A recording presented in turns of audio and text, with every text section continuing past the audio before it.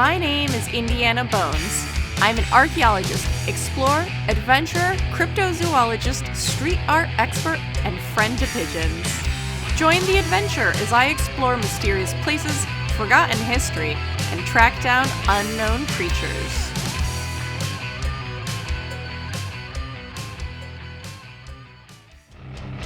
There's a legend round here of a killer, buried but not dead.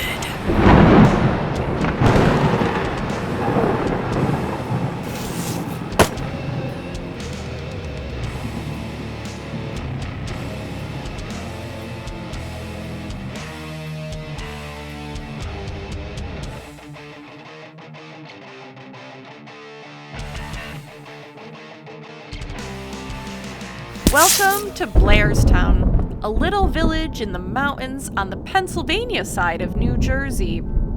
If anyone told me how much time I'd be spending in New Jersey for this job, I might have said no. The nightmare started in June of 1980, when a girl named Annie walked under these arches. It was the 13th of June. Friday, the 13th. You know the story. Jason Voorhees was one of the most iconic faces in the 1980s. He led a new generation of monsters that gained a foothold in mainstream cinema, supplanting Dracula and Frankenstein, who had ruled the silver screen for over 3 decades. Critics railed against trash films with high body counts, never understanding that it was those negative reviews that drove up ticket sales more than anything. It all started here. Annie had been warned that the old summer camp was cursed, but she didn't believe it. She convinced a friendly truck driver to give her a ride out of town. She was dropped off here at the Hope Cemetery and began hitchhiking to her doom. Jason, of course, doesn't arrive until the final seconds of the first movie, and he was never supposed to be a returning character.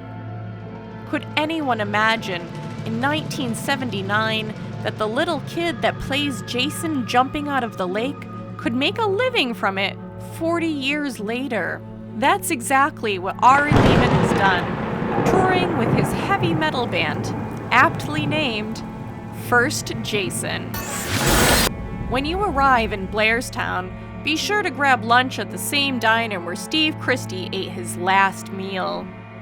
Opened in 1949, the Blairstown Diner is the kind of diner you see in New Jersey, and the menu is what you expect in that diner. None of the Jason-themed menu items were vegetarian-friendly, so I had a grilled cheese with a side of Jason fingers. Blairstown has fully embraced its place in film history and all the tourist dollars that it brings. The dedicated Friday the 13th museum opened in late 2019 and has been fighting to stay open throughout the pandemic. I was finally able to see it on a very hot Friday the 13th in 2021.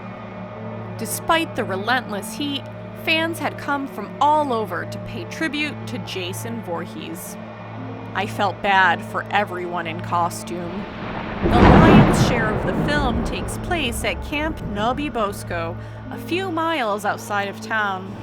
Recently, the camp has begun opening up the location to fans on special occasions, but otherwise it is a fully functioning Boy Scout camp, and they don't want you to go there. 10 years ago, though, I put on my Boy Scout shirt and snuck into the camp. Sorry if the photos look like they're 10 years old.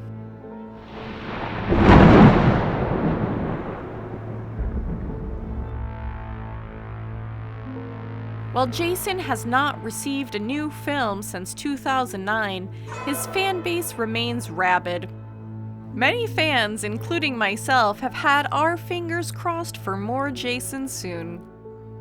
In closing, let me leave you with the words of a great poet and musician. Jason never dies.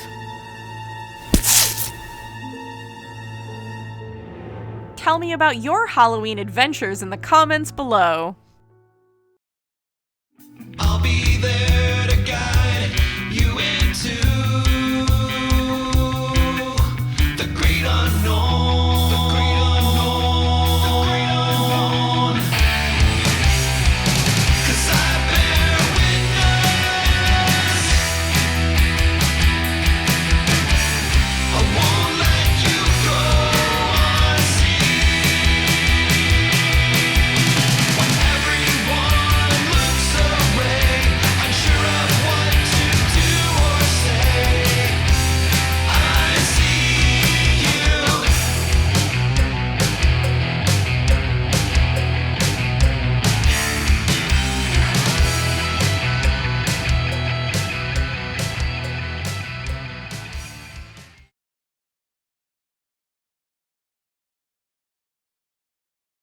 Jason never dies.